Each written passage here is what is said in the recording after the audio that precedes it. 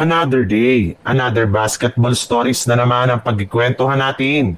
At ngayon nga ang pag-uusapan natin ang balitang pagkuha pa ng Los Angeles Lakers kay Malcolm Brogdon at ang balitang bagong center na makukuha ng Golden State Warriors. Kahit man nga unti-unti nang nakakabuo ang Los Angeles Lakers ng mas malakas na lineup ngayong offseason sa kanilang mga nakinuhang players na mga nagdaang araw, ay mismong si Rob Pelinka na rin naman nga nagsabi na hindi pa rin nga daw tapos ang kanilang front office sa paggawa ng mga bagong move. Ayon pa nga sa lumabas na balita, may ilang mga teams pa rin naman nga ang umaalok sa kanila ng makipag-trade kagaya na lang ng Washington Wizards na pumayag ng ibigay sa Los Angeles Lakers. Ayon nga sa ibinulgar ng isang NBA insider, posible pa nga daw pong i-trade ng Lakers si Gabe Vincent na siyang natitira nilang player sa kanilang lineup na merong pinakamataas na trade value. Dahil dyan, ay magagamit nga nila ito upang makakuha sila ng mas magagaling na bagong player sa pamamagitan ng isang trade. Kaya hindi na nga nakapagtataka kung sakasakali man nga na mai-trade si Gabe Vincent sa mga susunod na araw.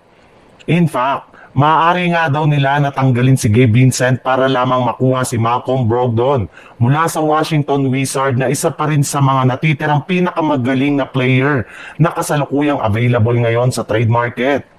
Nag-average rin naman nga ito last season ng 12.7 points, 3.8 rebounds at 4.1 assists per game sa kanyang 43.3% shooting sa field goal na mas mapapakinabangan ng Lakers. Sa ibang balita naman, ikinumpirma na nga ng NBA insider na si Shams Charania ng ESPN na dapat nga daw sana ay pipirma na ng kontrata si Al Horford sa Golden State Warriors matapos ang ilang araw nilang pag-uusap ng kanilang front office. Ngunit sa kasamaang palad, kahit anumang kumbinsingan nila dito ay hindi pa rin niya ito ginagawa hanggang ngayon, kaya nananatili pa rin siyang isang unrestricted free agent.